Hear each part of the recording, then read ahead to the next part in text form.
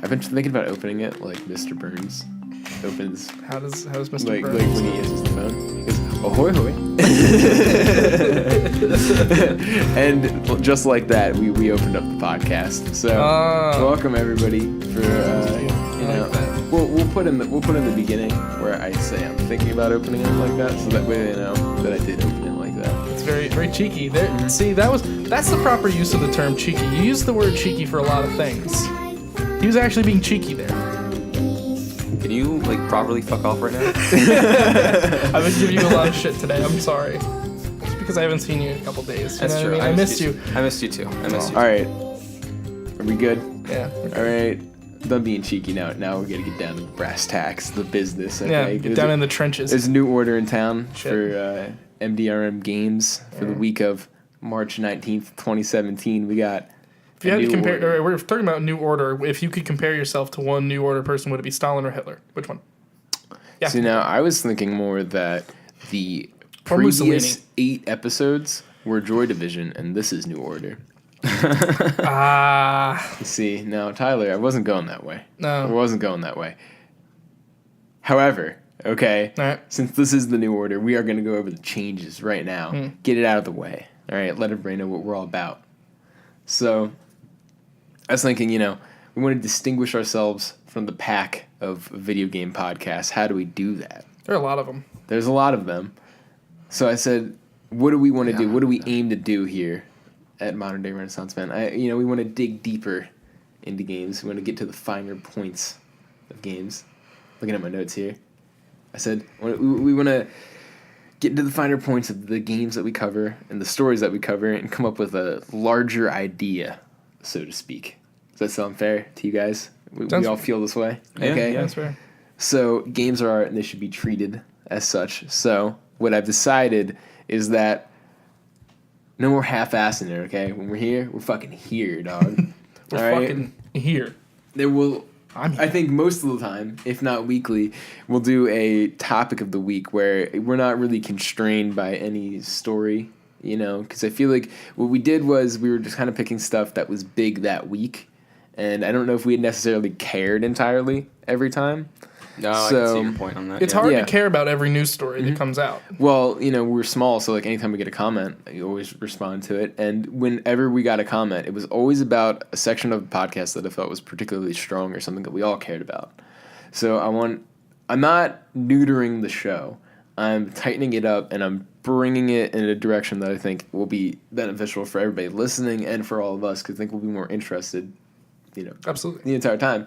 And also, I just think that this is a good idea to have a topic that we discuss every week, like something bigger. So this week, I want to talk about romance in games, which I don't know if you knew about that, Alejandro. I did tell Tyler, though, ahead of time. I relayed the message. You did, and I actually did forget about that. So as I heard him say that, I was like, oh. Yeah, okay. So, see, it's a good one, right? It's juicy. It's a little juicy. Well, Very juicy. We'll get to it later, of course, but we have a new opening spiel. All right, we finally have a good one. We have one that I wrote that I will say every time, and I'm about to say it right now, okay? Drop it. Ready? Drop this. Welcome to MDRM Games, a show about games, the community that surrounds them, and the underlying philosophies that drive them. That's the new part right there.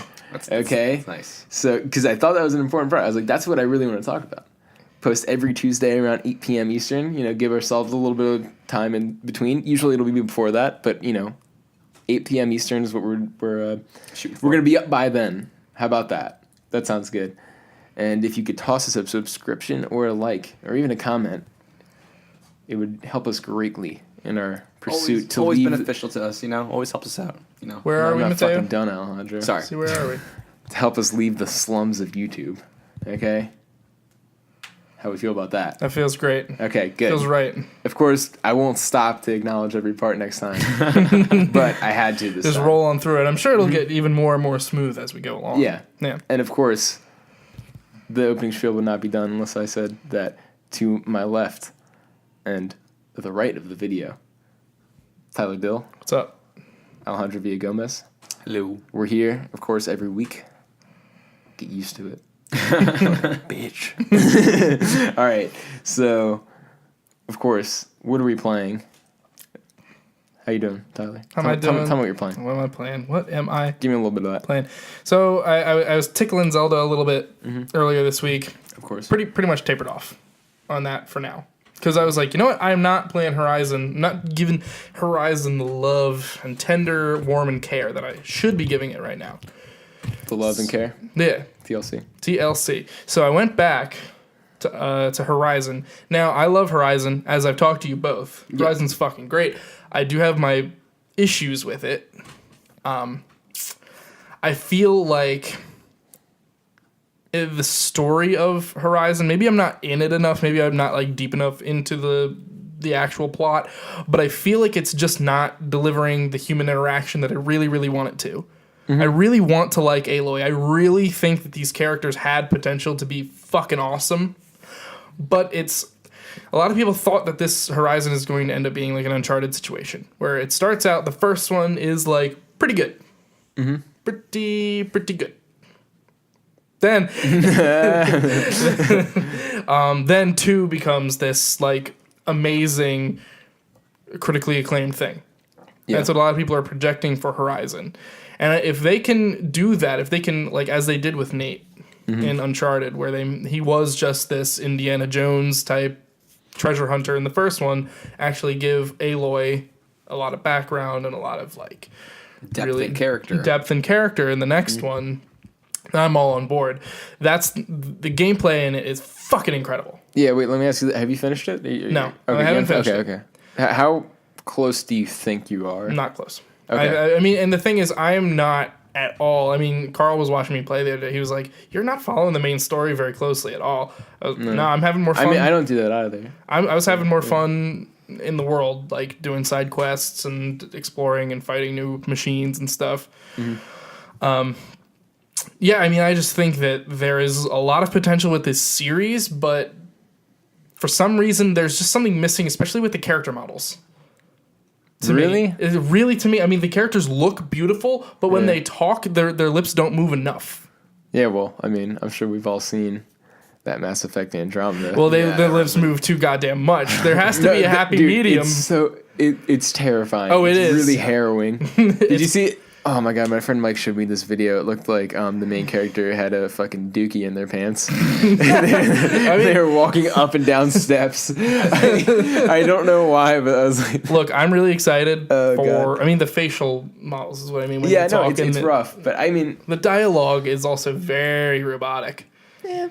At times. I mean, but other than that, I really like the story of, like, the world. I like the direction it's headed. I want to know more. I like the lore. The lore. Keep it lore.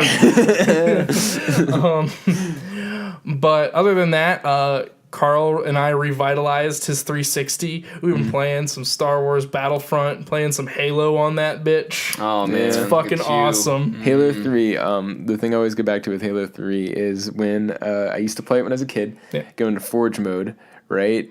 We would take objects, hold them in the air, exit out, come back. That's how you got them to stay in the air, I see. Right? I didn't know. Because they never added that until Reach. People don't know that.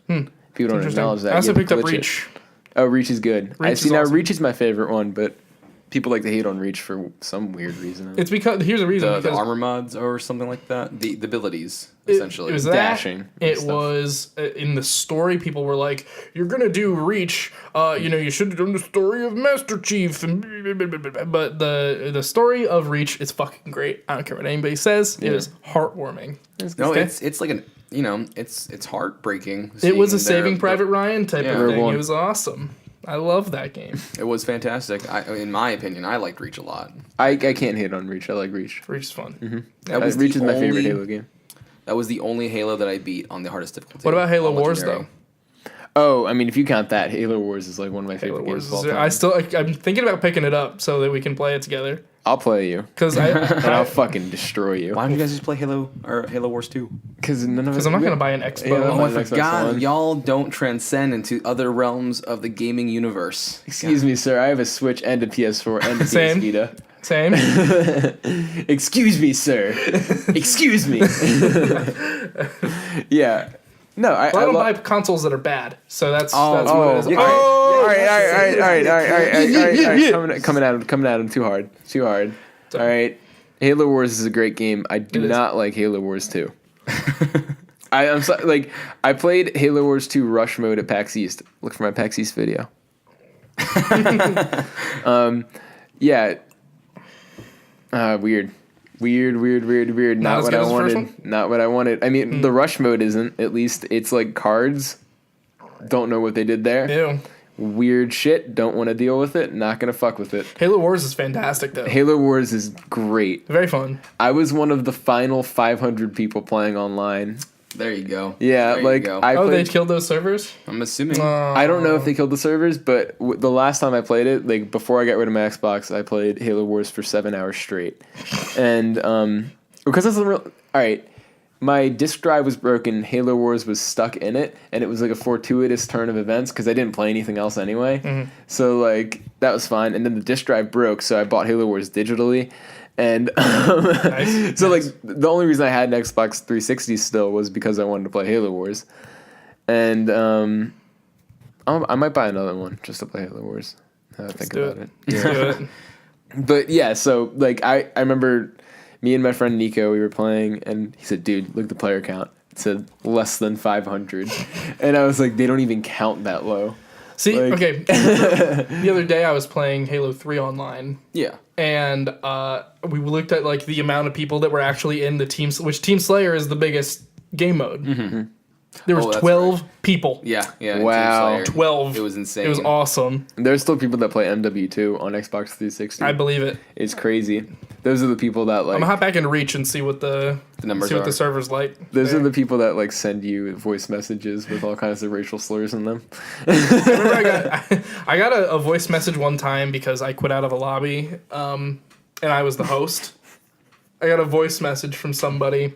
And he was fucking kill streak, you fucking asshole. That's basically what it was. It was just like, who do you think you are? like pulling me out of the game like that. I was having such a good time. It's awesome. I loved it. What the fuck am I supposed to do? I miss voice messages. Voice messages were the shit. They gave people too much power. They just did. Like, frankly, can you not do that anymore?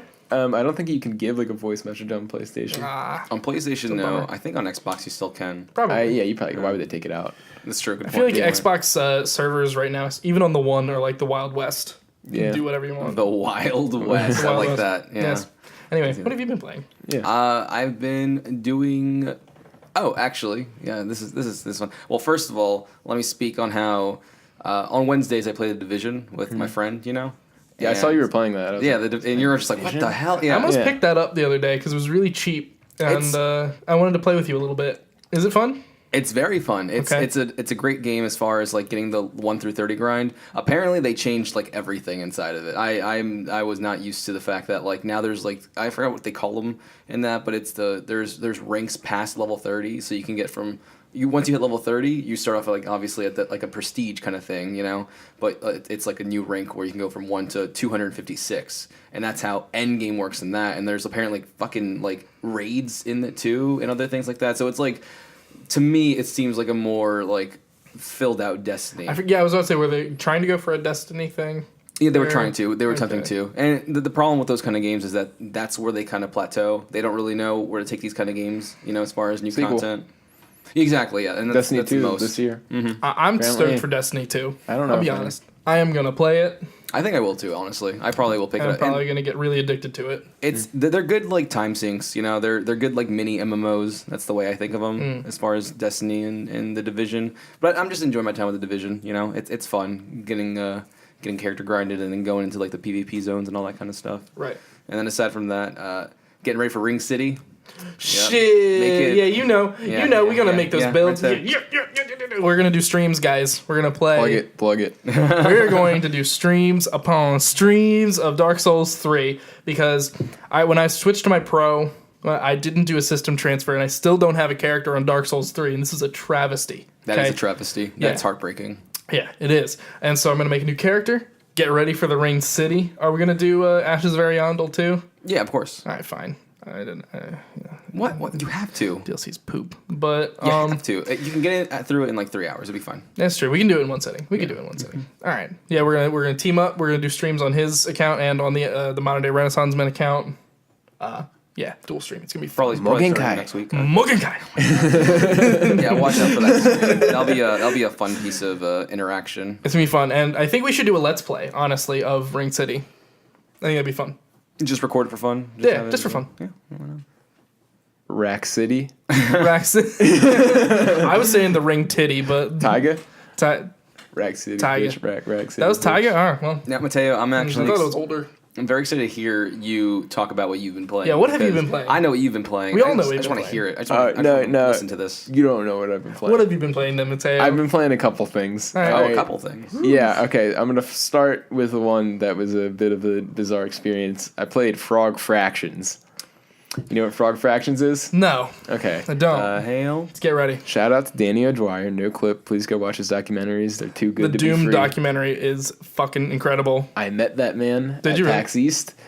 It was a very good moment in my life. I was like, God damn, Danny O'Dwyer, you're doing God's work over there.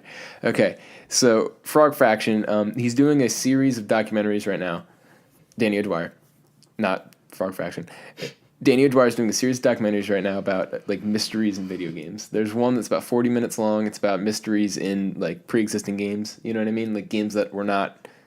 There's 3 main games that he's going to do other documentaries on, right? But to introduce the subject, he did one on, like, mysteries in popular games like Street Fighter 2, you know, like the Minus World and Super Mario and stuff like that.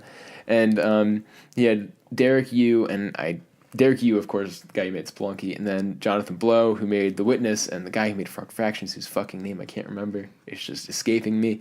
But he has them on talking about all this stuff because their games, of course, notorious for their secrets. Now, Frog Fractions, since you guys don't know, it is a fucking Flash game, and he put it on his website about 2012, I think, and it is just... I can't say anything about it because the point of the documentary is you go play Frog Fractions and then you can watch it. You don't watch that shit without playing Frog Fractions. Is that why you played the game so you could watch the documentary? It's a game. Yeah, well, that is why I played the game. It's a game where you play as a frog and it teaches you fractions. Okay, that's all I'm gonna say. And this is just a PSA. Just go play it. I can't spoil it. Now, what else have I been playing? Okay. I have to move on from that because I literally cannot say anything. Okay. Yeah, that's fine. So some freaky shit happen. Sounds like some freaky shit happens in Frog Fractions. I can't say. All right. Now, you don't say what happens. All right. Okay. All right, Jesus. all right. It's like a fight club. Now, Lips sealed. just go play. It's about 45 minutes. Okay. There's one moment in it that. Anyways, that's all I can say.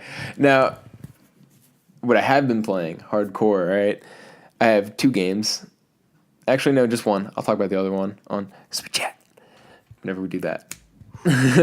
Now, I've been playing Nier Automata. Okay. Hopefully Android that's Beauty. that's the frame. Yeah. So Nier Automata, I figured I'd play it because it was very interesting to me personally for whatever reason. Just caught my eye. It's the butt. Well, like maybe, Contra. you know. Now, I played it at PAX East, and that was what sold me on it. I was in there, I was in the Square Enix booth, and they had all these stations set up for Nier, and I was like, man, they're pushing this game, and it's doing really well critically. Maybe I should give it a shot. And I did play the demo back when that came out in about December, I think, and I loved it. But, like, so much coming out, I was like, I'm going to have to skip it. I'll do it later. Yeah, there's a lot coming out in the past. That's how I'm feeling about it months. right now. Yeah. But I played that demo at PAX, right? And you fight, like, an oil rig. And I was immediately like, all right, well, I'm going to go buy this game now. Immediately. And I cannot say I regret it because it is my game of the year this year so far. Like, over everything else I've played. And I've played a lot so far. Okay? I've been watching, like, stream after stream, and that's everything Dude, sold me on it. I You kinda wanna go for can't watch anything else of that game. You can't let anything possibly spoil you on what this game has to fucking offer. Luckily, I've disgusting. I've never played a platinum game. Intense. Well, don't think of it as a platinum game. No, you have to. No, you Metal don't. Gear Rising, man. Like, that game is a gem and a half. Did you say Metal Gear Rising? No, but Is that Metal Gear Rising is by Platinum? Yeah. That's funny. yeah, no, you don't think of this as a platinum game. Think of it as a Yoko Taro game. Yoko Taro, of course, Drakengard, Nier. Weird shit. only weird shit. This guy's crazy. Actually, there's a clip of him in my PAX video because he, of course, only comes out wearing the mask. You know which mask I'm talking about? There's like a video, there's a picture, you can search it up right now. That's what I'm doing. Yeah, do it. Search up Yoko Taro. There's one picture of his face and then the rest are of this mask that he wears everywhere. And he was wearing the mask at PAX. Yeah, he's taking pictures of the people. How does one spell? Yoko. Yeah, Yoko and then Taro. Taro. Just sound it out, easy. Taro. Keep going. I'm waiting to see You want to see this this picture? Ew, what the fuck? What a guy. What a guy. He's a gooster, okay? Gooster and a gaffster. Actually, Alejandro, edit in a picture. I'm gonna, Yeah, so people can see. Right, that's his real face. Yeah, he has nothing to hide. With original Nier. Yeah. The original Now, Nier on Nier, 360. I didn't like Nier, okay? I played it. Not a lot of people did, from what I No, could but remember. I didn't. Apparently, I didn't get to the good stuff. Apparently, I did. That's what everybody says now. They're like, "Oh, dude, you love Automata, but like, you didn't get to the good stuff in Nier." And I'm just like, how many people did? Like, because I was grinding out like killing these pigs for like an hour once, and I was like, I'm done. I'm not playing this game anymore. And I think there's definitely issues with that game. I don't think it's a really good game, and I don't think any of the Drakengard games are good games either. But this is so good because like the point of this was he begged Square Enix to let him make this game. Okay, It's good and they did then. They said, all right, well, it has to be an actually good game, and it actually has to sell. And how do you make a game sell? Well, you make the game play not like shit. Okay, so I guess that's one way to do it. Yeah, Then you throw. I don't think it is selling well though, unfortunately. Now They're pushing it pretty hard, so it might be selling well. But I don't know. It's it's apparently really niche. Yeah, it is. It really is niche. But everybody seems to like it. I mean, I might be in an echo chamber here. We are in an echo chamber. But I'm hearing a lot about it from like all around. Yeah, right? exactly. Yeah. Yeah. And I do watch like a lot of like weird streamers, so it is grasping towards that. But those like people. mainstream, it's not hitting it. That's true. And it won't. That's the problem. Like it's not gonna hit mainstream. It's not the not. kind of game that would. But I've been playing it, and it is just consistently like usurping all of my expectations. Just like fucking like, oh okay, well nope, never mind. Okay, you know what I mean? Like it's like a roller coaster of emotions at all times.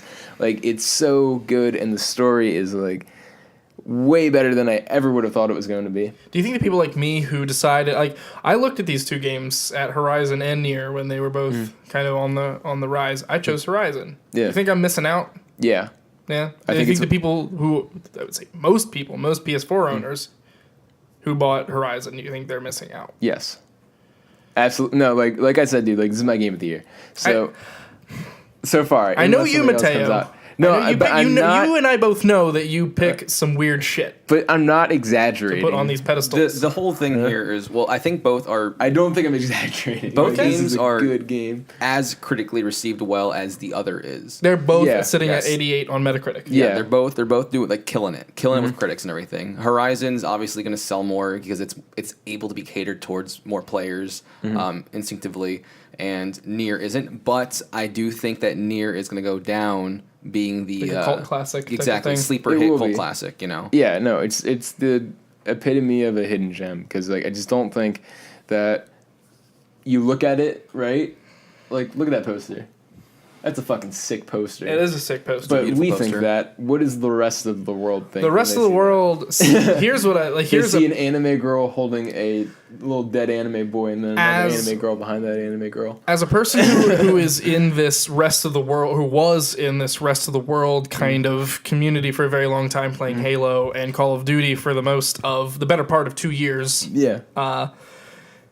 I can tell you that just looks like face value another Final Fantasy, another Japanese developer thing that no one's gonna touch. Exactly. You know what I mean? Exactly. So that's why I don't think this game's gonna sell well, and it fucking hurts because it's so good. The combat so fluid. Some of the most fluid combat I've ever played my entire life. Everything about it, like the different combinations of weapons, you can like the whole catch, right? Instead of doing like upgrades for 2B and 9S, and there's another one that you play, but I'm not gonna spoil it. Instead of doing upgrades, right, like a skill tree like you would see in Horizon, your pod has like different slots and chips or whatever, or a chipset because you are an Android. and you put different chips like that enhance different aspects of your abilities. So you could do like damage up or defense, range defense, melee defense, or movement speed. And there's one that like automatically uses a healing item, and there's one that just is an automatic like healing thing. Like you don't get hit for 30 seconds, it'll heal 0.6% of your health every second. Or something like that. Okay. You know what I mean? So there's a whole bunch of like random stuff, and it just does a lot of weird stuff too. Where also in that chipset is everything on the HUD, so you could just take away all of that and have no HUD, and get like a better advantage when it comes to like your movement speed or whatever you want to put in place of that. So like all of that said, you can tell what kind of game this is, where it's not necessarily trying to be accessible, I guess. You know what I mean? It's complicated and it's just kind of confusing. I think when you first get into it, and then eventually you start to understand like how all these systems work together, and it becomes like, holy shit, like why has nobody thought of this before? And then the story is weird, really weird, and it sounds very hokey, and what I can say is the hokey part, and that's what fucking kills me. Yeah. So I'll tell you, like, it's the point of Nier Automata is it takes place hundreds of years after an alien attack on Earth that forced every surviving human to move to the moon. Okay? So humans are living on the moon. What they did to combat the robots that the aliens had sent to take over Earth, because the aliens never touched down, right? They sent robots to do the work.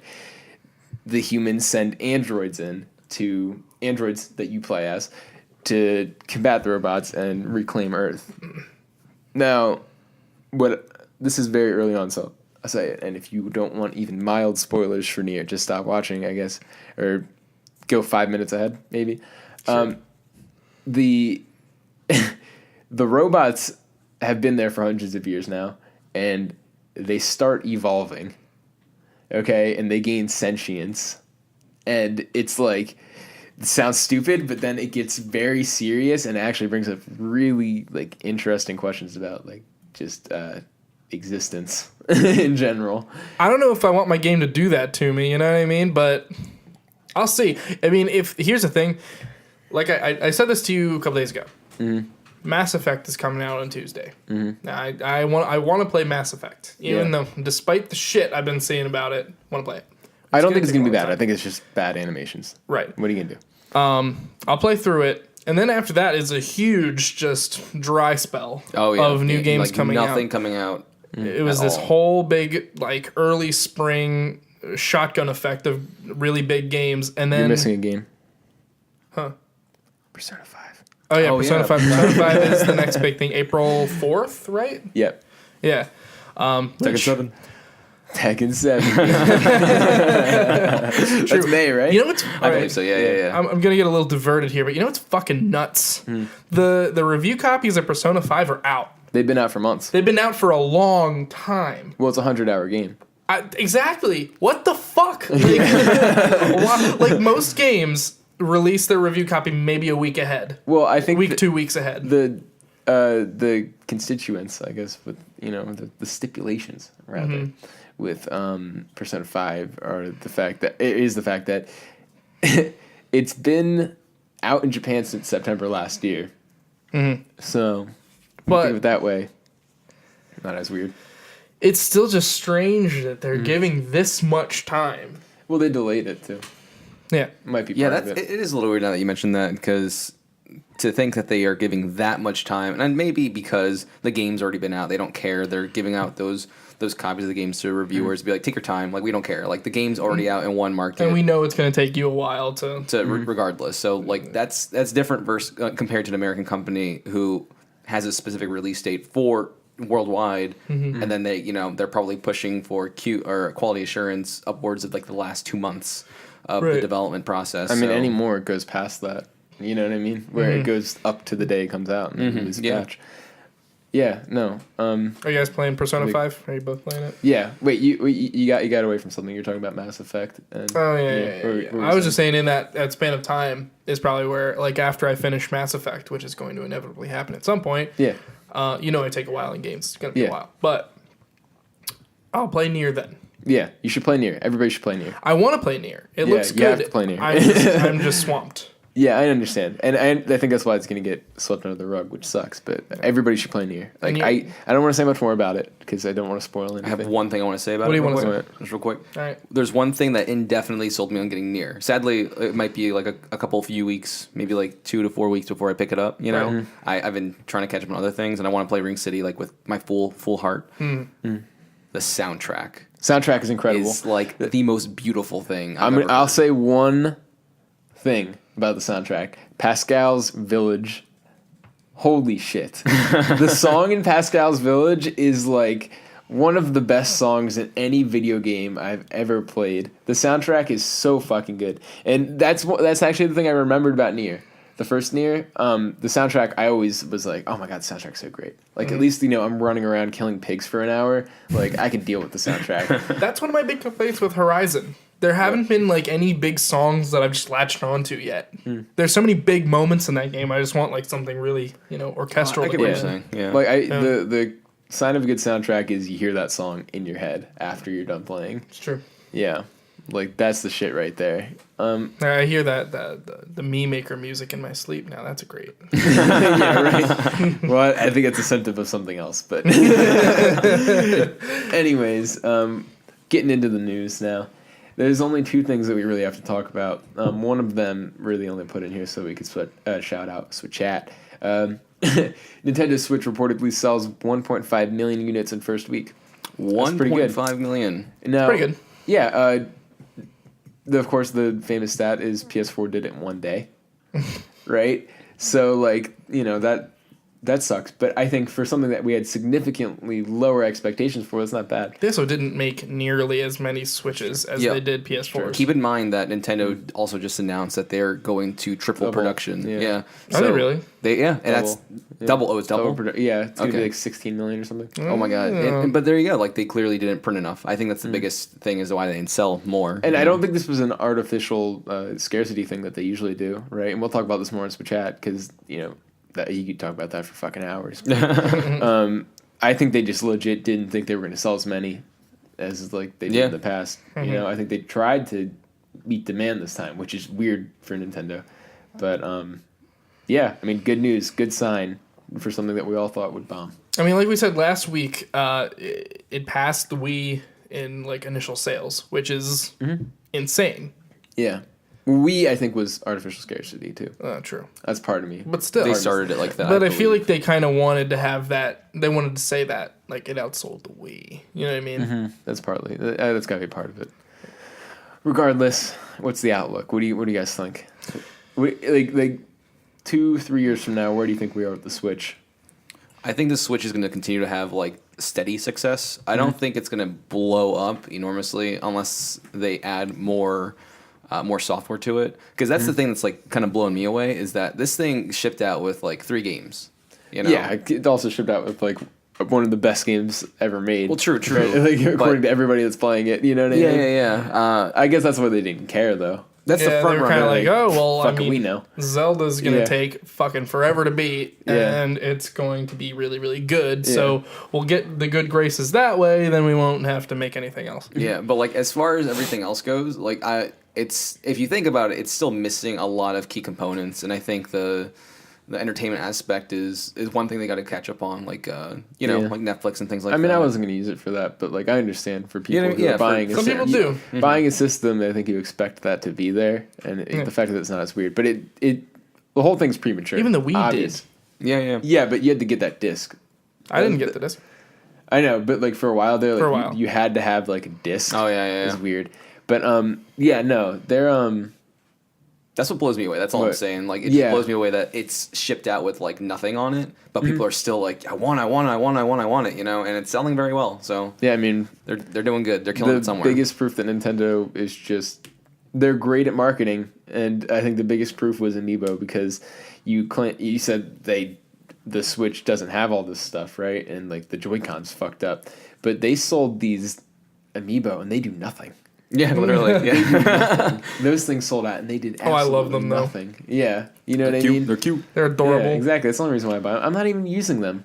I have a They're whole awesome, box of them still in their containers, still Today- in their like original packaging. I'm just popping them open anymore. Like my Shulk, like it's not worth anything anymore. That's true. Yeah. Like you guys saw, I bought the 2 Samuses today. you did. I just put them straight on my desk. What am I gonna do with them? Just look at them, be like, oh, that's pretty Paperweights. good. That's, Yeah, those, right? those are cute. They're not even heavy enough for that. No, they Oh, aren't. well. I They think- aren't. Yeah, regardless, I mean, we're I'll- obviously high on the Switch, right? Yeah. I'll Yeah. use them to. I'll use those amiibos to get. I mean, if you guys want to like turn your heads real quick and see what Vern's doing right now, She playing Switch. playing Playing the Switch, Switch. playing the Switch, into it too. Yeah.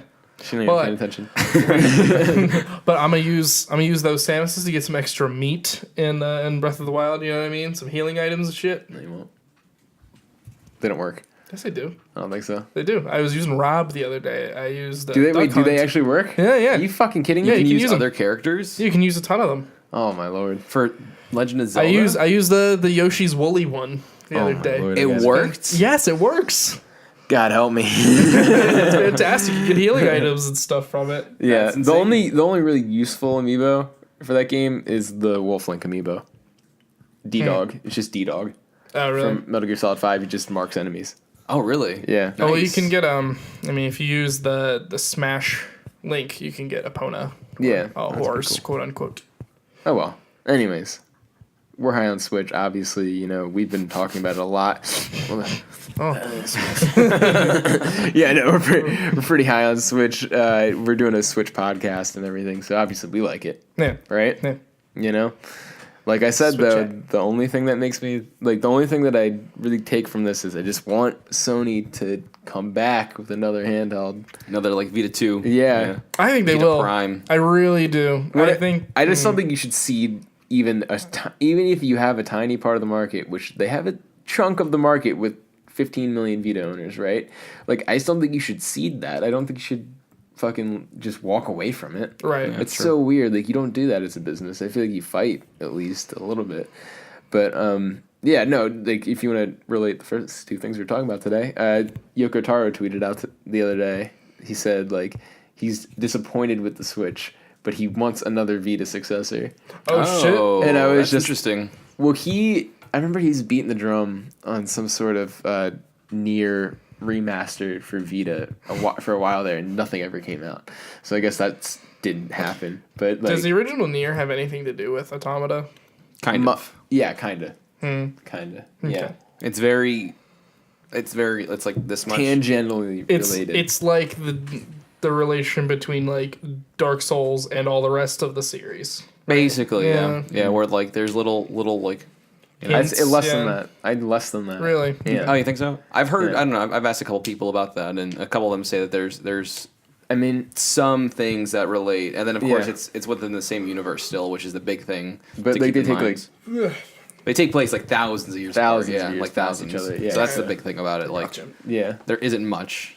The most is like maybe items, I believe, or like descriptions of certain things. yeah. But anyways, we got juicy stuff to talk about here, so we gotta keep moving. Yeah. Juicy. We're calling this section. Well, this story, no specific title. I'm just gonna say John Tron, Colin Moriarty, Jim Sterling. A lot going on here. Okay. I want to hear this. I want to You hear. don't, about this? you don't know anything about any of I know the these? Jim Sterling thing. Okay. Not sure about the Jontron thing. Oh. Yo, Jafari, though, love you. You guys don't like him? No, I like John Tron, but I'm the story not- is the sus part. I am not feeling JonTron right now. Yeah, okay, yeah. okay. Just forget about the political side All of right, John. No. Just- This is what we're talking. Right, I'm just Alright, gonna sorry, sum it sorry, up here. And This is off the dome. All right. So we have here. I brought all three of these people together for this story to talk about kind of internet outrage. Okay. A lot of it Because going on right now. when we revamped this podcast, right? When we were talking about this the other night, I said we don't want to fucking neuter any of these stories. We don't want to, kind of cut back our opinions on anything, Pussyfoot. right? We do want to talk about the communities, all right, and everything like that. And this is a huge part of it right now. Okay, all three of these people have been fucking targeted to death by, number one, Jim Sterling by the people, Colin Moriarty by the media, and Jontron by the media and the people. So, what do we have to say about? Let's start with Jim Sterling, okay? Because you're most familiar with that. Jim Sterling gave Breath of the Wild a 7.0. He liked the game. There are things that he couldn't get past, and he didn't like as much as everybody else. And, what happens when you give a 7.0 to something that has a 98 on Metacritic? Drops to a 97. And people were, like, fucking pissed. Oh, did it actually drop to a 97? Yeah. Oh, shit. It went from... I didn't know. The third game in the world to ever have a 98 to being like the sixth game or something like that. Oh, shit. What like a 97. What a fucking shame. Oh my god. Oh no, my game only has the most perfect scores out of any game ever made. Now I have ridiculous. Point is, people bitched, calling him a miserable cunt in the comments. Oh man, yeah. Right? Like I said, I saw that specific comment. Like, that's fucking crazy. All right, let the guy go. Okay, he's a very critical reviewer. He's the only one with a head, like, his head's on straight. He's not fucking stupid. There are things that he didn't like about, and that's a 2,000 word review that you could read and argue with however much you want. He's entitled to his opinion, and he didn't like it. Jim Sterling didn't like it as much. He liked the game, though. That's the weird part. He's like, I like the game. I don't understand. Yeah, but anyway, they DDoSed his website. They took it down, and like they went all hard this on stuff, sending him death threats, like.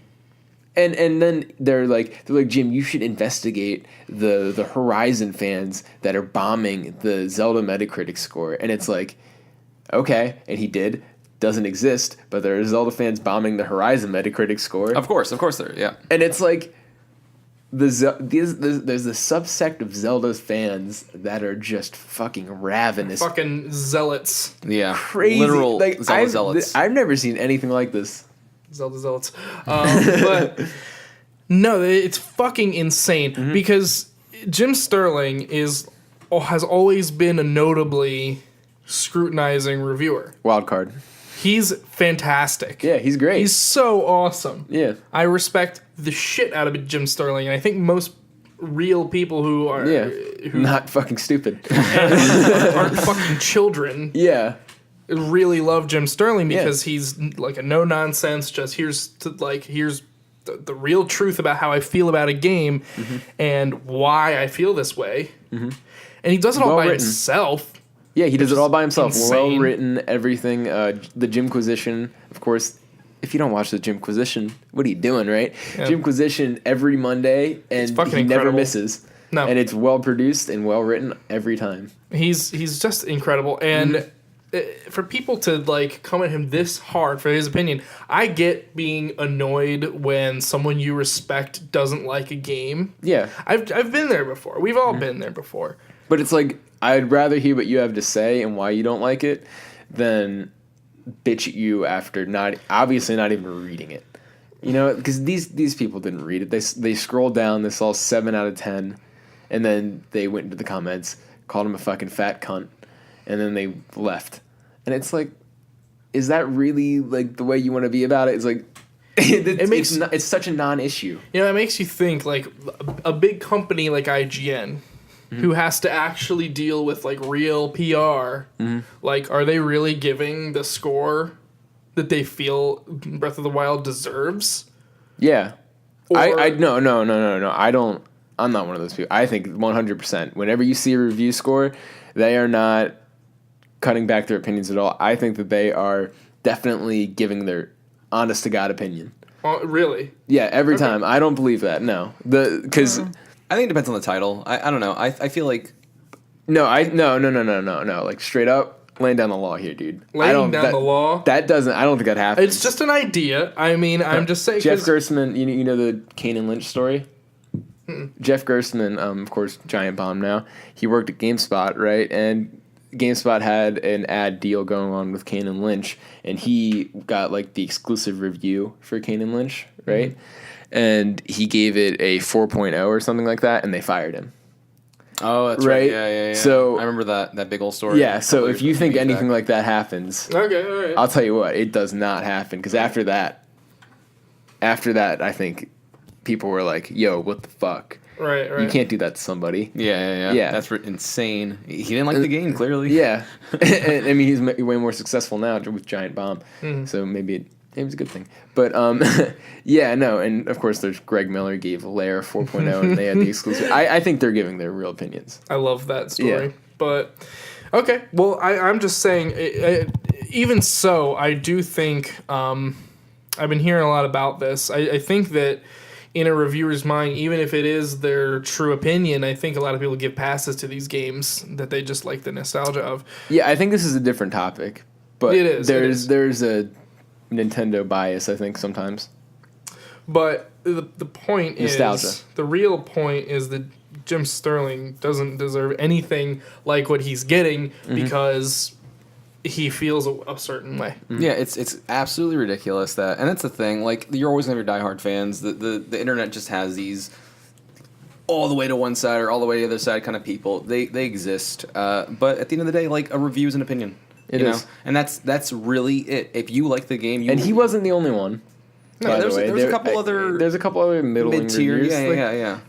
They exist. They do, and that's the thing. Let 'em No go. one, especially with a game that big, like, you can totally play it wrong. There's a way to play it wrong. You may not be Yeah. someone who likes the whole fact that you have to traverse by yourself. A far majority. You may hate the fact that your weapons break constantly. He felt like it was too much of a survival game. yeah, which And he doesn't like survival games, so he said, "Fuck this." And he's like, "Well, this game could have been better." He still liked it. He still liked it. That's the point. Yeah. He That's went on the record. whole point, actually. He I said, s- "I still like it. I'm actually playing it right now." And it's like, why don't you listen to the man? Like, he liked the game. because everyone, like you said, and like once again, probably the right idea that when they see a score, they get latched onto it. They think that anything below an 8 is bad. They instantly recognize a 7 and under as bad or not Top good. heavy. The whole scale is top heavy. And it's crazy. And I can't believe people attack them like this. And it's fucking disgusting. I've played games that This is, by the way, part of why we're never doing review scores. It's archaic. Yeah, it is. It's an archaic form. But I played games that were like easily scored 6s, 6.5s, 7s, That and I've you enjoyed could them. also love. Yeah. I've enjoyed them. Mega Nier Man X is one of Command the- Mission on GameCube, 6 out of 10. Dude. Love that game. See, the original Nier is one of those games, apparently, and I want to go back and play it. I still have my copy. I'm going to go back and play it again. But people love that game, and it was not well received at all. No, like 6 or 7 out of 10. I'm It's pretty like, sure. Yeah. You know, nothing wrong with that. I don't understand why people are attacking him for this, and I hate that it has to happen that way. When you go on his website now, it checks your browser to make sure that you're not DDoSing him. Does it really? Yeah, like That's he nuts. had to That's fair. fucking suit up. It's crazy stuff, man. And so we have 2 more people we're talking about. Yeah. Now another one. This one is where it was not as much people as it was the media teaming up on somebody. Of course, Colin Moriarty, who we've plugged many times in the show. Big fan of him, and we're a big fan of Colin was right. His series on Kind of Funny that doesn't exist anymore. But this is more of a long and sprawling tale, I think. But it only takes place over a couple of days. So to sum it up, what happened was he tweeted out on National Women's Day or whatever. There was a protest going on about a day without a woman or whatever, where women weren't showing up to work or they weren't doing anything. They were just staying home or whatever. Something. Yeah, some sort of weird protest that I don't even think would really be effective, personally. But yeah. Well, I mean, that's not even the point. Yeah, it's not even the that- point. But there was a hashtag for it, okay? And he tweeted, peace and quiet, right? Oh. Right? Hashtag a day without a woman. I felt that sting, though. I'll be Yeah. honest. As you That's said so- that, I was like, Okay, So- so immediately, Vern's Funny. laughing. Yeah, Vern's we're okay. laughing. Yeah. We're in good company here. Okay, the joke, very harmless. Yeah. Okay. It's so old school. It's so old school. It's like, every joke on the honeymooners and shit. Oh, you know yeah, what yeah. I mean? Like the to the moon Alice yeah, type of stuff. exactly. You know what I mean? Exactly, right? And yeah, like a good old Al Bundy joke. Right? Absolutely. Like not really nobody here offended, right? No. I showed because I saw the controversy and I wanted to get a real like hardcore feminist point of view on this. I show my girlfriend Yeah. this tweet. I show it to her and she looks at it for a second. She goes, she's like, Yeah. That's it. That's it. Yeah. That's it. That's all it was. She got a little chuckle. So the shit hit the fan. Old coworkers attacking him from IGN. There's a couple people down there like Justin Davis and like Brian Altano leaving snarky comments. I saw Lucy O'Brien say something kind of like I know you, Colin. This isn't you and stuff like that. It's like, dude, it's a joke. It's a very innocuous joke. It's a fucking joke. Jesus Christ. And, I mean, it's not even. It's infuriating because he can't make a stupid joke. There was no vulgarity. There was no targeting. There was no real inflammatory verbiage in this at all. Nothing. And he just he's getting fucking blasted for it. He's still getting blasted for it. Well, paid off. All right, and we'll get to that now. So yeah, I was actually texting Tyler the night all this happened because it was right before PAX East. Greg tweeted out like an apology, a statement, which was like, that's weird, right? Yeah. But I guess he was like, oh, we have to do something. I don't know if that was the right move personally, but yeah, I tweeted out like a statement. Colin wasn't going to go to PAX East anymore, right? And then people were like, why are you doing that, right? Like, this is weird, isn't it? Like, what are you doing that for? And then all kinds of stuff happens. I was at the PAX East panel, and Greg was talking about like how we have to be better to each other and stuff, and it was a very good message for the little speech because you have to address it. You just have to address it. And then everything seemed to have died down. And then that Monday, Colin left kind of funny, right? Which was something much bigger to me because this was the end of a 10-year thing, actually, for me. Because they did Beyond together, and it was like, Colin and Greg aren't going to work together anymore. Like, that's fucking weird, isn't it?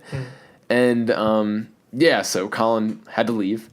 I obviously had been building for a bit, but it was definitely kind of spurred by this tweet, right? I was listening to the last Gamescast that he was on, and you can just tell he's out of not there. Yeah, like they have to ask him every time. They're like, "So, Colin, what do you think about this?" He's like, "It's fine." Yeah, he wasn't enjoying it, and dang, like that sucks. That's like part of it, along with like that tweet he was just like, you know what, fuck this. Are you kidding me? Right? Yeah. Because he stands by it still. He's like, all right, so a whole bunch of stuff happened. He went on Glenn Beck, right, which was a weird thing. But like Glenn Beck wanted to talk to him about like he saw the tweet and he was like, "What the fuck?" Right? And he's gonna be on Joe Rogan because of it. Wow. Yeah. And he went back on the Rubin Report, right? The Rubin Report misconstrued as a conservative outlet, which I always thought was weird. You know what I mean? Like, Dave Rubin's a liberal. He's a libertarian, basically. Yeah, I mean, well, he's not a libertarian, but he's more of a liberal. And it's like just weird stuff going on. And Colin's honestly, like, when he left, that was one of the best movies I think he ever made in his career. And he's on the upswing now, and he's going to looks more political stuff. He's announcing his new thing tomorrow. We're recording on Sunday, so when you're listening to this, it'll be out. And you can go check his Twitter at No Taxation. And in a way, this whole thing paid off for him. It sounds like it did, yeah. It definitely sounded like he might have made some enemies, but... like, I think this is interesting to look at because he's out of games now, I think. Well, right? It seems that way. It seems that way, but like he was pushed out of games, it looks like. He was pushed out, but I think like when he was on Rubin Report, he said to Dave Rubin, I think there at the tail end, he was like, I love games, and games became my career kind of just because IGN emailed me to work for them, and really my passion lies within politics. Yeah. So, like, he's doing what he loves now, but, like, the way he has talked about it, right, on his other appearances, you know, on Glenn Beck and on Dave Rubin, which I listened to both of them because I fucking love Colin. I'm going to listen to whatever he does. Whatever he does, I will be there. And he just kind of talked about it. He was like, yeah, no, like, this has been building for a long time. I'm the only conservative, pundit in the entire video game industry, and they've been looking for a reason to attack me for a long time. And this fairly innocuous joke somehow looked like an opportunity, and they pounced. The games industry is, especially the games journalists, is just a completely hyper liberal. I think it's just the media. I honestly do, because like I don't want to get too political with it, but Trump did win. And to think that there's an entire industry devoid of any conservative people at all is heinous. You know what I mean? I mean, he said it himself a bunch of times. Yeah. That there's a bunch of people that come to him and say, like, hey, I'm But never with in you. public. Yeah. Because, like, you just get torn down. Yeah, you get like attacked, this is a hyper liberal industry, and it's crazy to see how like they fucking pounced on this guy. They fucking came at Colin harder than I think I've ever seen anybody. That's just the weird thing to me too, because like liberals are supposed to be accepting. They're supposed to.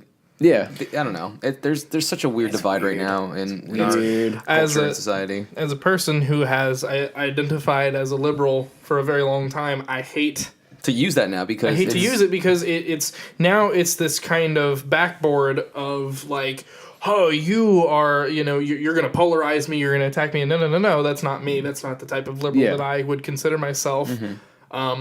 It's ridiculous that people can't just make first of all, make a fucking joke. Yeah. It's a joke. Go listen to Joe Rogan talk about it on his episode with Jim Norton. Like, they fucking sum it up very well because what's Joe funny Rogan's to you centrist. then? Yeah, it's just like you hear a lot about the horseshoe effect. You know what that is? You know what I mean? Essentially, it is you become polarized to whatever end, you become what you hate. And I honestly believe that a lot of these fucking hyper liberal people, right, the ones that have no acceptance for the other side, are just becoming just as bad as a lot of the far right. It's not, and Colin is so middling. Yeah. And they attacked him.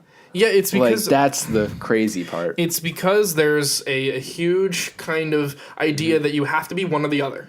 You which is ridiculous. Cannot be centrist at all. And I'm not a centrist, but I can see the value in it, and I can understand. I am, and I'll tell you what, Colin is very mild, very centrist. And that's fine. I just don't get why there has to be this culture of you're on one side or you're on the other side, and this is not how it's been. No, it's not like in 2008 during the Obama election. You can remember. I mean, like people were not attacking each other like this. No, it's crazy. It was not nearly as polarizing. I didn't think, right, because this has been building for a long time. You see it outside of video games, but I didn't think it would leak into video games to the extent that it has now, and it is fucking crazy to see it happen. You know what I mean? Because this is straight up like it's happening. It is. Like this is maybe the first thing, right, that's happening in video games, but it's not the last, and it's gonna continue. And I just think it's important to look at something like that where the media straight up fucking turned on him, right? And there are all kinds of headlines. That one of them said that Colin was a racist. The Polygon one? Is that the one that said he was racist? No, this was like the International Business Times one or whatever. Okay. And it was like, a fucking racist? How is he a racist for that tweet? And then, like, you can go to the Polygon one that said that, like, he, like, left because of the tweet and he went on Dave Rubin to talk about the tweet, but he was on Dave Rubin before that. And it was like, wait a minute, like, so you guys are just, like, fucking, like, pouncing on any opportunity to just comment this fucking guy. And it's just crazy. The only fair article about it was the Kotaku one, and that was because his friend Jason Schreier wrote it. And I was like, you have to be fucking friends with somebody to get a fair view on this very polarizing topic. Which, once again, came from, like, the most mild of mild kind of comments. It's the whole ridiculous thing the media is in right now. It's guilty until proven innocent. It's fucked up. Yeah. I hate watching it happen. And, I mean, this is a good segue, actually, I think. And, by the way, we're done talking about Colin for now. Just I love you, Colin. Stay true. Yeah, if he were to ever see this, God bless him and love him. You know what I mean? He's never seen it, but... Yeah, just go check him out. No Taxation on Twitter. He'll have announced what he's doing now, so you can go watch that, I'm sure. Moving to JonTron, right? You're not well-versed on this, I can tell. I'm not really sure. I've been kind of avoiding the latest news on him just because I know that he's been being attacked like all around. He's been making very, very rash posts on social media. Well, yeah, we can get to that. So, yeah, it kind of was spurred by his, kind of more right-leaning Twitter posts, right? And he defended Who's that one governor or whatever that said like, oh, we can't repopulate our country with somebody else's babies? Yeah. Basically, saying like we need white people. It essentially is the connotation. Yeah, he was defending that guy, and then he debated somebody on a Twitch stream, and he said some things that were pretty much like, that's like some white supremacy kind of sounding stuff, right? And I'm a firm believer in separating the art from the artist. I still think he's a funny guy. I think his videos are really funny, and I'm not going to stop watching them because of this. But I definitely didn't agree with any of that, right? So, like, he is going through the ringer now, and I think it's weird, this one, because the media is kind of, coming at him, but it seems like a lot of fans are defending him. And I didn't see that as much with the other two cases we talked about, which I don't think they deserved any of it. But like with JonTron, some people are like defending him. And I think it's just like his hardest of hardcore fans are just like, you know what, man, like don't listen to that, like whatever, it doesn't matter what he said. And he released a apology video actually about some of the stuff he said, so he knows that what he said was not right. He was pretty much just kind of explaining like, I didn't mean that, I meant this. I didn't mean that, I meant this. Kind of felt like damage control. It was weird. I think the biggest thing I noticed from this or from that kind of case is that while he probably has some very right kind of leaning comments, which is fine. Yeah, totally fine. Totally fine. I'm not coming at him for that. One big thing, and I this might be speaking for myself too, but a lot of those far leftists kind of bring out that sort of what's the best way to it's a counterculture type of thing. It brings that out of somebody just to piss them off or to basically shut them up. Try to like force your foot down their throat to get them to back off. Even if so, I believe JonTron said the wrong things and he didn't mean what he said. No, as far I don't as think he meant he to. did. Yeah, but at the same time, it was probably spurred because that's the problem. Like both sides like to poke at each other with like flaming sticks. That's what I'm saying. Is that like when with Colin, I'm defending the right because his. But the thing with Colin is a lot of what he says, like, or what he said, the tweet, number one, totally innocuous. Yeah. But a lot of like his politics, like he's not even like saying anything inflammatory. No, and that's why I would defend Colin to the nth degree because he's not talking out of his ass ever. He knows what he's talking about. He's well educated. He's not doing anything to be inflammatory. He's doing it to educate and to talk about what he knows about. With JonTron here, I'm feeling like he's attacking a certain sect of his fan base. Yeah, that attack him. So he's just attack him, and bam, bam, bam. It's like back and forth. What I'm saying is that that's not okay. No, I don't think so. As a person, like he has to understand the responsibility that he has as a key holder to his fan base. You know what I mean? He has to understand that there is a huge consequence to some of the things that he will say. Yeah, as an entertainer, you have to be very mindful of everyone's opinions and things. And him and the Game Grumps, they have like a huge following and a huge, very dedicated following that hang on to their every word. That's true. So JonTron's going to say some shit that is not okay. Well, his following is far larger than Jim Sterling and Colin's. Absolutely. Yeah, so this is different, I guess. You're right. So he holds a lot of responsibility in the things that he says, and if he's going to go off and spout bullshit, then I honestly do believe, deserves some fire for it. Yeah, and I think he knew that. I think because he did put out that video, I think earlier today, and he's like, yeah, yeah. I mean, I get it, but I just think that all three of these cases are just different examples, but still examples of the internet outrage culture leaking into video games, like, very heavily. Well, you can't have an industry this large, and right now, I mean, look at it. PewDiePie is number 1 subscribed. Yeah. His gaming channel. He didn't do anything wrong. No. I mean, he was fucking around. Yeah, he's just fucking around. But I'm saying, like, he is another one where, like, we talked about that, yeah. We didn't talk about it as in depth, but... We talked about that, and I was like, oh, this is, a thing.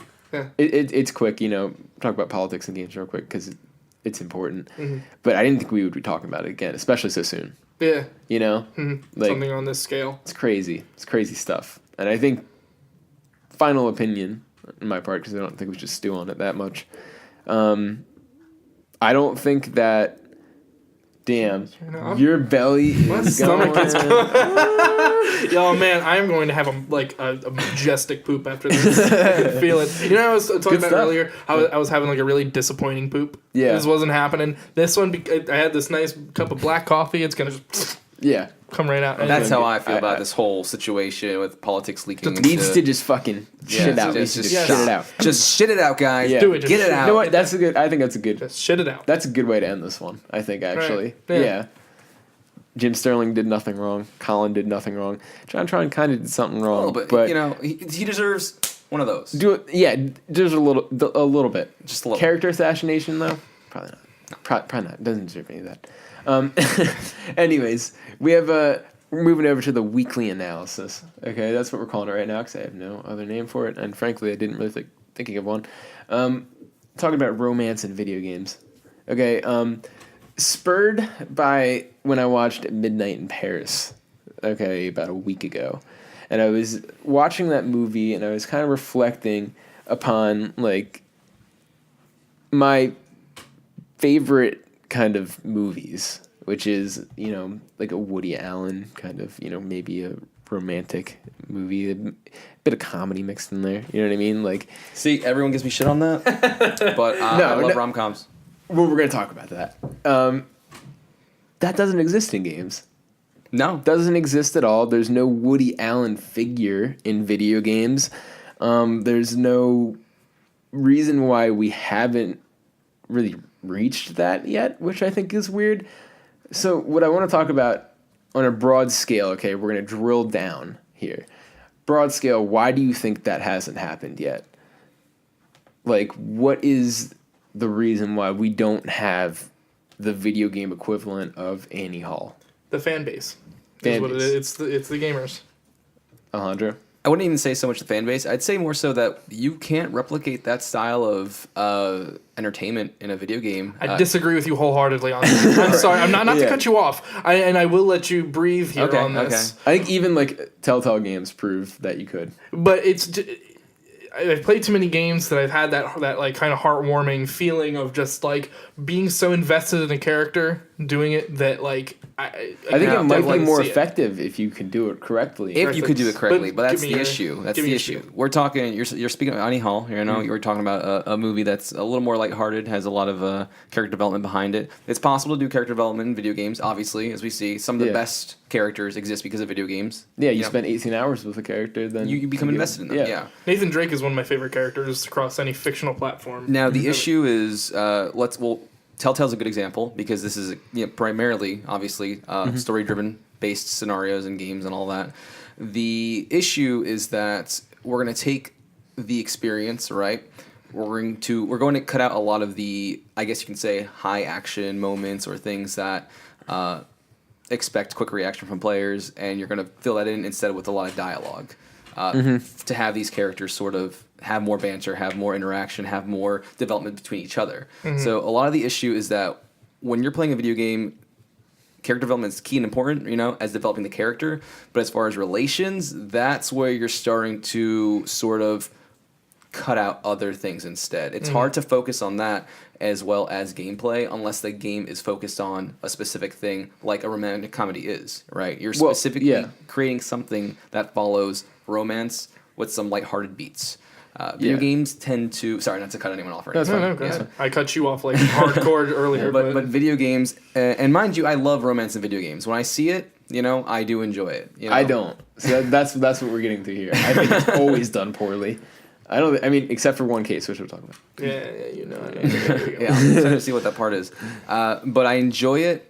But yeah, it's just something that's not going to be... What are some examples, though? I have two. I wrote down two games that are strictly romantic games, and they are Gone Home and To the Moon. And they're both indie games, and they don't capture the same thing that I feel like something like Annie Hall does, where like it's all about like, the dialogue between Annie and Alvy in that movie, and it's like...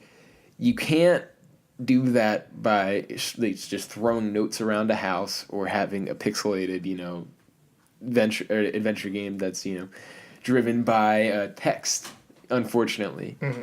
And I think that we're there as a medium to be able to animate enough and to have good enough voice acting to achieve something as effective as Annie Hall. You know what I mean? Like, the ending of that movie is one of the greatest endings of any movie ever, because it's, I don't know, I'm not going to spoil Annie Hall for you right here, you know what I mean? Because I know he hasn't seen it. I haven't seen Annie But Hall. yeah, no, it's like there's just certain things where it's like, you can't, nobody's done it yet. And I feel like you could do it. You absolutely could do it. I don't think that it's impossible. And the game that I came up with that has the best romantic subplot, the only time, in my opinion, where a romance has ever been executed on properly in a video game, was Nate and Elena in the Uncharted series. Abso-fucking-lutely. There is that section in A Thief's End where it's just Nate and Elena and you're walking around, right? There's a little bit of combat thrown in between there, which I think is unnecessarily. And they talk about just, what happened, why, why'd you come here to help me? Are we talking about, when they get up in the mud? Yeah, or they're driving the car around, they're in the jungle. Right. It's just them two. Right? And I think that's one of... You played this game, right? No. Yeah. Okay. Great. Anyways, that's the one thing I think of where it's like, you know what? You guys did it right there. And there's good dialogue there. There's some optional dialogue in there as well if you want to really listen to it. And I just think it's weird that video games as an entire medium have shied away from this entire genre that dominates movies. You know what I mean? Mm-hmm. Like, you can at least admit that's weird, right? No, I think the problem here, and once again, this kind of goes back to what I was saying, is that they exist. It's just there's too much. There's so much other aspects in video games that we focus on. We aren't ever going to give that full attention to something that's based on romance unless it's literally that. And like you said, there's indie titles that exist, but like you said, they can't explore the sort of medium that film can. They can't go as far into it. Romance in video games... Well, they don't have the money. I think if you give a big budget to somebody who wants to make a romantic comedy video game, you can make something fantastic. Yeah, and the level exists, if we can do it with survival horror, with Until Dawn and other games like that, or yeah, exactly. What's that one? Heavy Rain, for example. If you take the premise, Quantic Dream and all those guys. Yeah, if you take Supermassive the premise, did Until Dawn, you could do it. Yeah, exactly. Like if you take that whole thing, and then you gear it towards a lighthearted adventure with a lot of really really heartfelt beats, because The Last of Us doesn't have a romance plot, but the investment I felt in Ellie and Joel was just. Did you play Left Behind? Another good example. Good example. Well, I feel like we're still close enough to that game having come out to not say entirely the twist technically in Left Behind or the ending of Left Behind or what don't spoil it. I don't want to spoil that on here. But that's it's been out for a long ass time. It has, but it's one of the best games of all time. I don't want to ruin it for anybody. I have no fucking. If you haven't played Last of Us by now, you shouldn't be listening to. You shouldn't be delving this deep. Hold on. If you have gone this far into the slums of YouTube to find us, that's a good point. Then you have definitely played Last of Us. You know what I mean? Maybe, but I don't want to. I mean, we're so small. I don't want to piss the people off. All right, fine. Anyways, my whatever point is, PR we can get. My point is that these mediums or this field has been explored. It exists. There are some good examples. I just don't think. Were you ever gonna say Mass Effect? No. Okay, good, because it is awful. Well, and that was gonna be another point. Any BioWare game, that's just trash. Oh man, You had a thought about all this stuff, didn't you? I did. It's because I know what you're talking about. Okay. All of these reaction in RPGs, I feel all of these open world things. Even The Witcher, I know you were talking about how it has some romantic subplots, and same with Mass Effect. It's all centered around sex. Mm-hmm. It's never about the actual. Even in dating sims like Persona.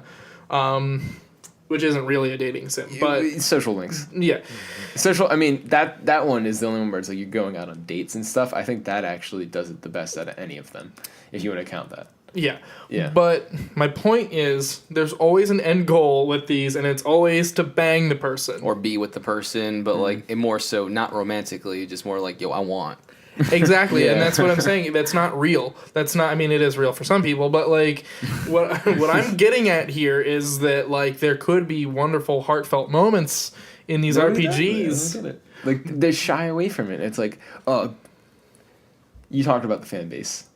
Go back to that. That's what I'm saying. There's a Is that lot of people who don't want that, and I they don't. understand. All that. they want to see is some animated titties. Yeah. You know what I mean? They just want to see their character, who they are putting their brain into, and their kind of eyes through, bang some other character. I'm not gonna lie. In The Witcher 3, when I like realized that you can bang Kira without like affecting the other two romance subplots, I was like, I'm going for all those bang beats, man. I'm going for everything. See, I mean, I'm gonna see some Kira titties. I think it's funny. I think it's Yeah, fun to do that's sometimes. all it is. God of War doing Yeah. the QuickTime event, you know, it's Yeah. fantastic. but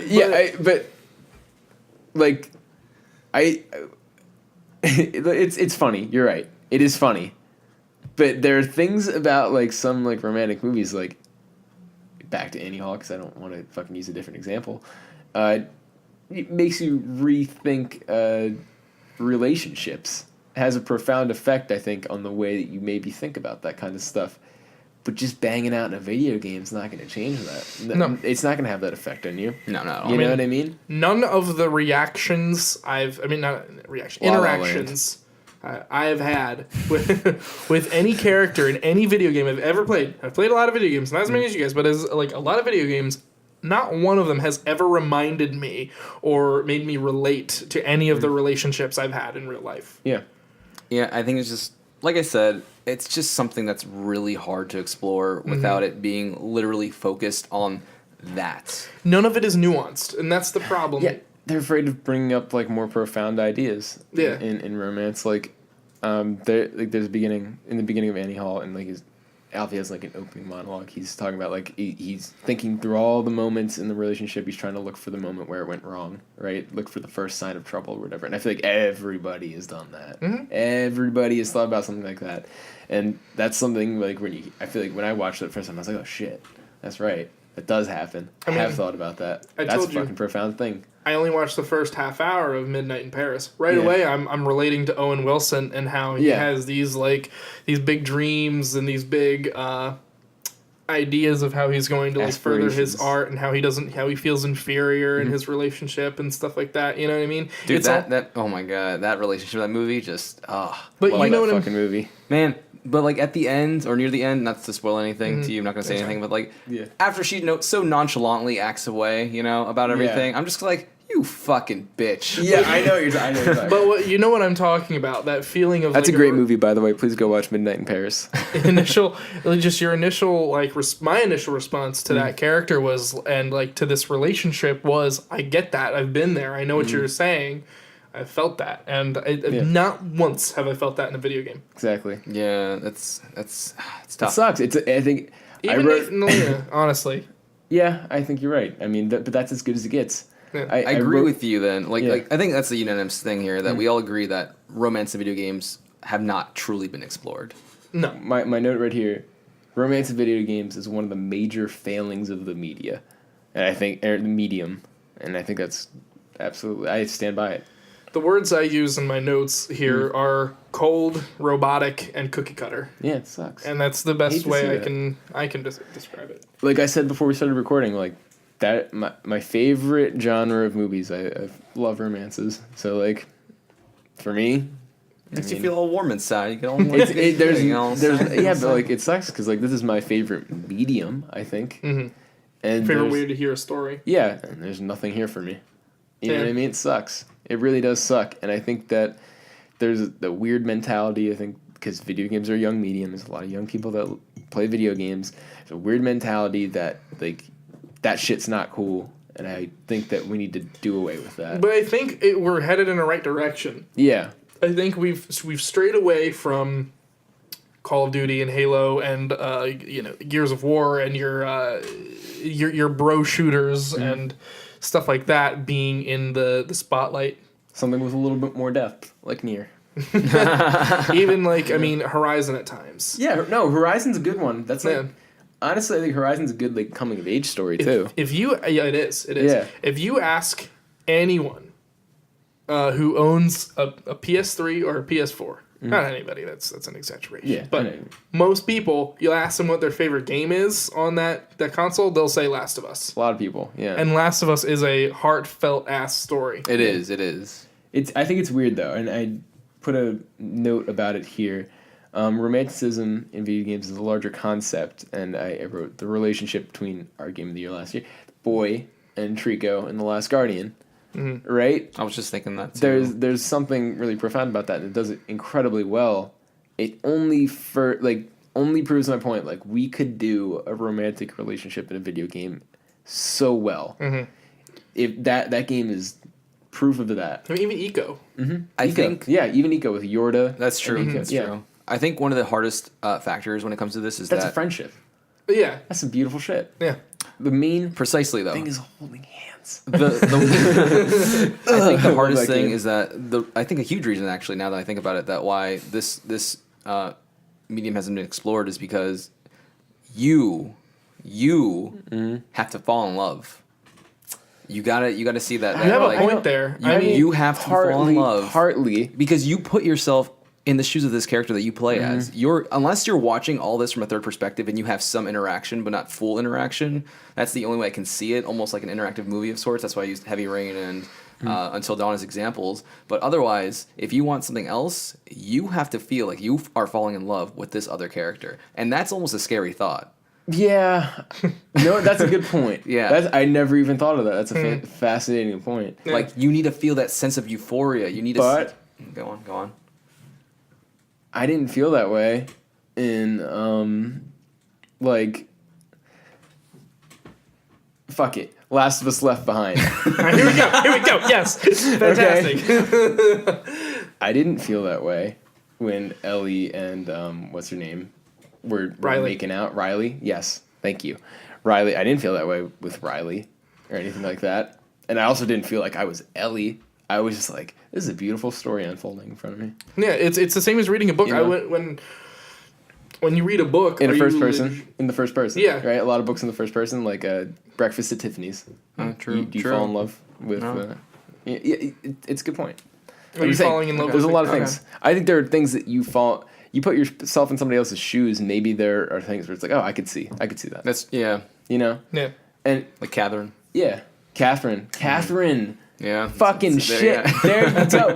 Catherine, romantic video games. That does something else, though. That game is awesome because it's like you're cheating, right? Mm-hmm. So it's like fucking wrestling with that. You know what I mean? That is a fantastic example, actually. That is, yeah. I love Catherine. How did I not think of Catherine? I think it's so because it's a sad. fucking puzzle game. Yeah, that's why I Yeah. see. Like, Now, Catherine will always, I mean, this is off subject, but Catherine will always remind me now that my PS3 is dead.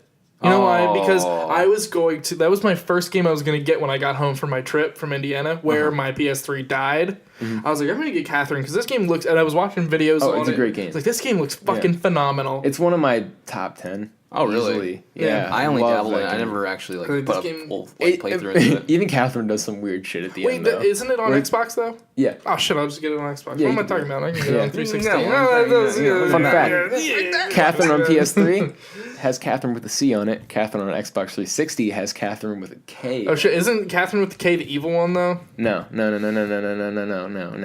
Depends on how you look at it, but I can't explain the story because there's spoilers. Oh, shit. Oh man, alright. dude, I'm probably do like a live stream of this now. Oh, shit. I love Catherine, Yeah, dude. this sounds great. Now I want to play Catherine. Yeah, I do too. It looks I do really too. good. Yeah, no, I did. I'm Catherine so glad that this topic went as well as it did because I thought it was an interesting topic, and I'm glad that you guys actually cared about it. And course. that Oh, is yeah. why we're fucking doing this show the way we're doing it now, man. Yeah.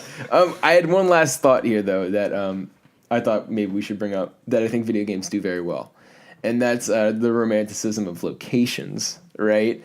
Is there an equivalent to the way Cormac McCarthy writes about West Texas in his body of work, or the way that Kenneth Lonergan portrays New England in like Manchester by the Sea? And I think there is. That's something that exists. There's like every Uncharted game, every country, locale that you go to, like, it's always, like, beautiful. Just vignettes of awesome scenery. Yeah, like, just beautiful stuff going on there. And I think that is an easier thing to do. And I think that is, why maybe it's, that came to mind. And even the Assassin's Creed games to an extent. Mm-hmm. You know what I mean? Or maybe even like the de-romanticization of a location, like in the GTA games, where it's more of a commentary about what's wrong with those places, like Los Santos is Los Angeles and Liberty City as New York. You know what I mean? Mm-hmm. I think video games do that very well. Mm-hmm. Mm-hmm. Yeah, and I thought maybe I'd That's like it was negative up until Catherine. I thought maybe we'd put something else positive out there. Yeah, I mean that's what I am certainly falling in love with in Horizon. Yeah, like 100%. Gorgeous games I've ever seen. It doesn't even exist. That location doesn't even exist. And you feel it. Like 9 times out of 10, I mean, like in that game, I'm looking at and paying attention to more closely the environment and the beautiful scenery that they set in that game, as opposed to like the character's story. I'm falling in love with that more than I am Aloy, honestly. Yeah. Even Final Fantasy 15, all the photo ops that you get to do, and they're pros. Like they're like look at this beautiful fucking world we made. I think that's why it happens in games, because they're like, look at this shit we made, please, it's so sick. back to the romance, bromance. Come on, that bromance is. There's a good See, but that goes back to Last Guardian. It's friends. Friends. You know what I mean? You're right. Yeah. Yeah, and Luna and Noctis though, awful. Dude, okay, wait. Speaking of this game, Nick told me the entire story except for the ending. Except for the ending? Yeah, except for the very end. Did you not beat it? No. Oh, well, the story's poop. We had a good I thought time it sounded. talking He about told it, me. though. And I never posted that. It sounded great. We had a good time talking about that. We did. Yeah. He told me the story, and I was like, shit, well, if I had known it would gone that way, I would have played the whole thing. Because you should still play it. I still want to play it. It's a good game. It's a really good game. Okay, my only issue with the story is just more so that like they kind of cut out too much, Do we want to get into this though? No. Yeah, this is a rabbit hole. We're beyond this. We're beyond this. No, of course. Did you want to do your game today, or did you not set it up? I was just about to start typing it out, and then I got like really into the topic. Okay, I'll do it next week. I'll do it next week. Okay, yeah. So we're gonna do Tyler's game that he did last week. Yeah, I had a really bad name for it. I'm gonna try and figure out something else for it. Yeah, if you didn't listen last week, you'll hear it next week. It's a good time. Yeah, but of course, what we do always do, Metacritic prediction. Now, last week I wasn't here. We did Binding of Isaac on Switch, right? Afterbirth. Yeah, Afterbirth Plus. We only had one review for that, though, so there's no Metacritic yet. So that one is outstanding still, right? I'll just compare it literally just to the IGN review. It's just the IGN review. What was the IGN review? Whoever wins this gets half a point. Half a point. Okay, that's fine. Ooh, baby, I won it. All right, sorry. I predicted 90. IGN gave it Alejandro 87. Carl 83. It was a perfect 90, right on IGN. Got that half point, baby. I think we should wait on this one. Wait till we get some more reviews in there. It's just a little sus. I think maybe sus. Give them the half point, but then like when the Metacritics come out, whoever you can take that half point away. Whoever gets closer when the Metacritic comes out, we'll get the other half point. Fine. Exactly. Yeah. Fine. Yeah, that's fair. Right. Fine. That's fair. But I'm really proud because I never win. All right. I'm going to tally everything up probably after we're done here, because I haven't done it yet. Right. Now, Mass Effect Andromeda this week. How we feeling? Like I'm most Mass just going to Effect say a number, games, because I don't really know anything about these games. Most Mass Effect games, high scores. Do really well, yeah. Yeah, number 1 was probably, I think, the lowest scoring out of the entire trilogy. Everyone just shits on 3's endings, not the game itself. From what I understand, the game itself. Petition to like get it changed. Yeah, or some bullshit. Yeah, something like that. Some outrage bullshit. See, Carl put it best. He thinks that we should make it a petition to outlaw petitions. Petitions suck dick. Yeah, and everyone has a petition for everything. It's true. Right. Give me a number, Alejandro. What are you feeling? I'm feeling, like it's gonna definitely be. I think for sure it'll be an 80s kind of game in there, in that range. I'm 80. I'm gonna go for 84. 84. Ooh, that's a little. See, that's a little bit lower than I pegged it for. What do you think, Tyler? I'm looking right now. I got a little bit of an edge here because I'm doing my research. No research. No research. Well, I'm seeing a 91. That's fair.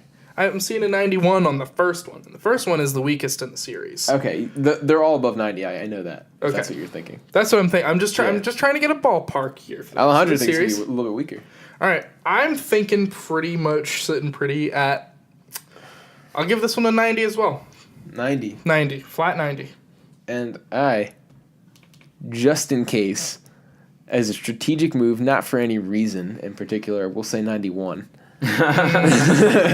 Because I feel like people, they love Mass Effect. They do. They do. And if it reviews well, right, unless it hits on 90, right, I could get this one. It's true. I could get this one. You know what I mean? So it is strategic. Yeah, it is strategic. But I just this is the end. Yeah, low ball.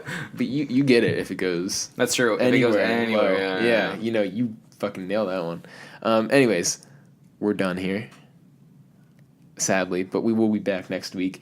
And in the flow of discussion here during the topic, I decided next week our main topic, in place of romance in games as it was this week, will be kind of rose-tinted goggles in video games, looking back at something that maybe isn't as good as you remember it, or is better than you remember it. So yeah, be back for that. You know what I mean? Interesting. That'd be dope. like that. I'm gonna have a That'd lot be to dope say to come about back. that one. I think it's a good one actually. I'm Remember thinking that- about it right now. Remember that GIF of Kermit? You know, Yeah. like at the typewriter. Just like, Yeah. that's gonna be me this whole week. This one. Yeah. But yeah, anyways, you can find us on moderndayrenaissancemen.com, Modern Day Ren Men, Twitter and Instagram, Modern Day Renaissance Men on Facebook. That's one I always forget, so I have to say Modern Day Renaissance Men again. Yeah, Whatever. it's true. But yeah, of course, I'm Mateo Rispoli on Twitter. Tyler is Tyler Dill _ Magenkai _ Mogan Kai _ on Twitter. Yeah. Couldn't Is it? even get not the underscore. I thought it was Tell me about Alabanjo.